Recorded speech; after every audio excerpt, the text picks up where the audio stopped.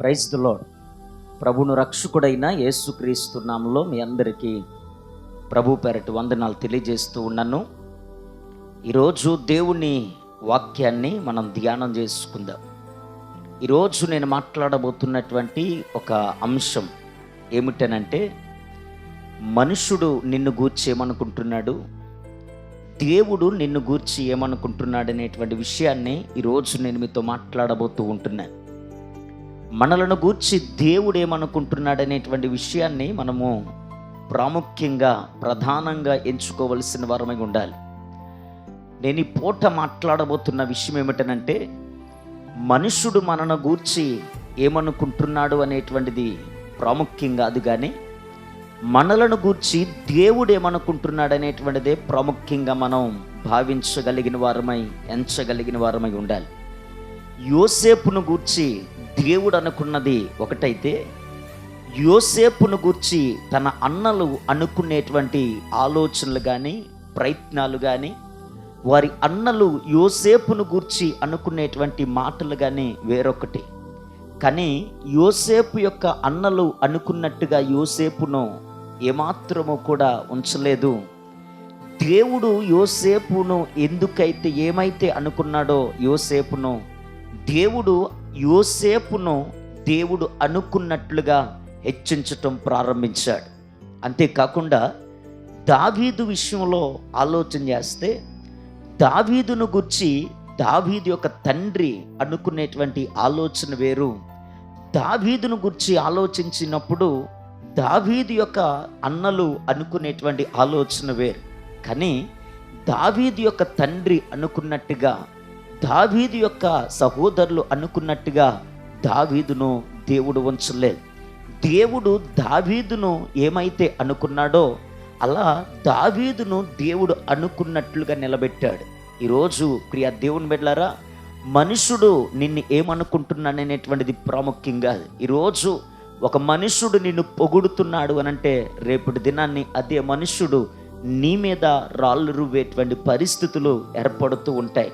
ఈరోజు నీ కొరకు మంచిగా చెప్పినటువంటి వ్యక్తి రేపుడు నిన్ను గూర్చి ఒక చెడు సాక్ష్యాన్ని ప్రజల్లోనికి తీసుకుని వెళ్ళే పరిస్థితులు కనబడతాయి. కానీ రోజు ఒక దైవజనుడిగా నేను అంటాను, మనుషుడు నిన్నేమనుకున్నా అది పెద్ద పట్టింపులోనికి తీసుకోకు. ఈరోజు ఒక వ్యక్తి దగ్గర నిన్ను మంచిగా చెప్పొచ్చు, అదే వ్యక్తి దగ్గర మంచిగా చెప్పిన వ్యక్తి మరొక నలుగురు దగ్గర నీ కొరకు చెడు సాక్ష్యాన్ని, లేనిపోయినటువంటి మాటలు చెప్పి నిన్ను అవమానపరిచి హేళన చేయొచ్చు. కానీ మనుషుడు ఇలా అనుకునేటువంటి దానిని బట్టి నువ్వు బాధపడొద్దు. నిన్ను గూర్చి దేవుడేమనుకుంటున్నాడు, నీ ప్రార్థన, నీ ఆత్మీయత, నీ విశ్వాసం, నీ భక్తి, నీవు దేవునిలో నిలబడినటువంటి ఆ స్థిరత్వం, నీలో ఎలాగైతే దేవునితో నీ సహవాసం ఉంటుందో ఆ సహవాసాన్ని బట్టి, ఆ ఆత్మీయ జీవితాన్ని బట్టి దేవుడు నిన్ను గురించి ఏమి సాక్ష్యం ఇస్తున్నాడు అనేటువంటిదే ప్రాముఖ్యమై ఉన్నది. ఫర్ ఎగ్జాంపుల్, ఒక వ్యక్తి కొరకు నేను మీతో మాట్లాడబోతున్నాను. అతని పేరు యోబు. యోబును చాలామంది చాలా రకాలుగా మాట్లాడుకుంటూ వచ్చారు. ఎందుకన్నా తెలుసా, ఒక్కొక్కటి యోబుకు దూరం అయిపోతూ ఉంటుంది, ఒక్కొక్కటి యోబు యొక్క జీవితంలో పోతూ ఉంటుంది. తన అనుకునేటువంటి వారు కూడా ఒక్కొక్కరు సహోదరులు, స్నేహితులు, పనివారు ఒక్కొక్కరు అతనికి దూరం అయిపోతున్నారు. ఒక్కరు దూరం అయిపోతున్నప్పుడు కూడా యోబును ఎవరు కూడా ఏ మాట అనకుండా వెళ్ళుంటారా అని అంటే లేదు, ప్రతి ఒక్కరూ ఏదొక్క మాటని వెళ్ళిపోయే పరిస్థితులు ఉంటున్నాయి. చివరికి తన భార్య కూడా యోబును ఏమైతే అన్నదో కూడా మనందరికీ తెలుసు. కానీ ఈ పూట జాగ్రత్తగా వినండి.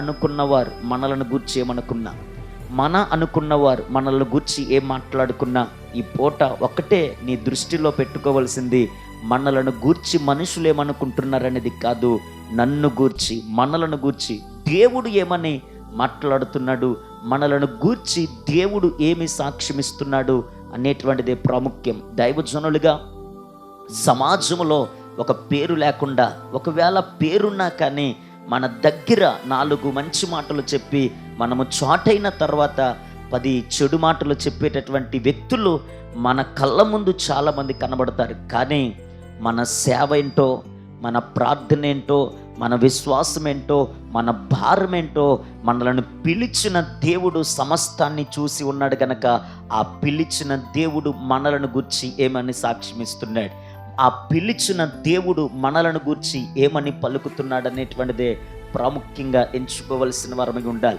ఈరోజు చాలామంది ఎలా ఉంటున్నారని అంటే, మనుషులన్న మాట పట్టించుకొని సంవత్సరాల తరబడి కృంగిపోతూ బాధపడుతూ, అయితే నేను చేతకాని వాడినేమో, అయితే నేను బలహీనుడునేమో, అయితే నా మట్టుకు ఏమీ చేయలేనేమో, అయితే నేను ఇలాంటి వాడినేమో అనుకొని కృంగిపోతున్నారు. కానీ దేవుడు అనుకునేటువంటి విషయంలోనికి, దేవుడు బలపరుస్తున్నటువంటి మాటలోనికి, దేవుడు నిలబెడతానని చెప్పుతున్నటువంటి మాటలోనికి కొంతమంది రాలేకపోతున్నారు. ఈరోజు నేను అంటాను, దేవుడు నిన్ను గురించి ఒక మాట చెప్పినప్పుడు ఆ మాటను నువ్వు స్వీకరించి ఆయన పిలుపునకు నువ్వు లోబడి ఆయన చెంతకు నువ్వు రాగలిగితే, నా దేవుడు మనుషులు అనుకున్న దానికంటే రెట్టింపు ఘనతను నా దేవుడు నీకు ఇవ్వబోతూ ఉంటున్నాడు. యెఫ్తాను గూర్చి యెఫ్తా యొక్క సహోదరులు ఏమనుకున్నారు, యెఫ్తా యొక్క గిలాదు యొక్క పెద్దలు ఏమనుకున్నారో కూడా మనందరికీ తెలుసు. అయినా కానీ టోబు దేశానికి యెఫ్తా కుటుంబం వచ్చి నివసించినప్పుడు టోబు దేశమునకే గిలాదు పెద్దలను దేవుడు తీసుకుని వచ్చాడు. ఎందుకు ఈ మాట చెప్తున్నానో తెలుసా? గిలాదు పెద్దలు కూడా ఒకరోజు యెఫ్తా మీద పగబట్టారు, గిలాదు పెద్దలు కూడా ఒకరోజు యెఫ్తా మీద కోపపడ్డారు. కానీ దేవుడు మాత్రం కోపపడి పగబట్టిన వారినే యెఫ్తా దగ్గరికి తీసుకుని వచ్చాడు. దేవుడు నీ జీవితంలో ఒక ఘనమైన కార్యాన్ని దేవుడు చెయ్యాలి అని అనుకుంటే ఆయన నిన్ను విడిచిపెట్టడు. ఆయన నీ పట్ల ఏ మేలైతే చెయ్యాలనుకుంటున్నాడో ఆ మేలు నీ జీవితంలో జరిగేంత వరకు నిన్ను విడిచిపెట్టడు. ఈరోజు ముగింపుగా నేను ఒకటే మీతో చెప్పగలుగుతున్నాను, దేవుడు నిన్ను గురించి సాక్ష్యం ఇచ్చేదేంటి, దేవుడు నిన్ను గూర్చి పలుకుతున్న మాట ఏంటనేటువంటిదే నువ్వు బేస్ చేసుకొని నీ దేవుని బట్టి ధైర్యం కలుగుతూ, నీ దేవుని బట్టి ధైర్యముతో ముందుకు కొనసాగుతూ ఉండగలిగితేనే క్రీస్తు రాకడ పర్యంతర వరకు నీ జీవితాంతము వరకు యేసుతో నడవగలుగుతూ ఉంటావు. విశ్వాసములో తొలగిపోవు, ఆత్మీయతలో తొలగిపోవు. యేసయ్య నీతో ఎప్పుడు కూడా ఉండి ఆయన నిన్ను నడిపించగలిగిన దేవుడై ఉంటున్నాడు. God bless you. మనుషుల యొక్క మాటతో నువ్వు నిరాశలోనికి వెళ్ళిపోవద్దు. మనుషుల యొక్క మాటను బట్టి నువ్వు కృంగిపోవద్దు. నిన్ను గూర్చి దేవుడు ఏమనుకుంటున్నాడనేటువంటి ఆలోచనతో ఆ దేవుడు నిన్ను గూర్చి సాక్ష్యం ఇచ్చేటటువంటి మాటను బట్టి బ్రతుకు. God bless you. దేవుడు మనలందరినీ ఆశీర్వదించి కాపాడునుగాక. Amen, amen.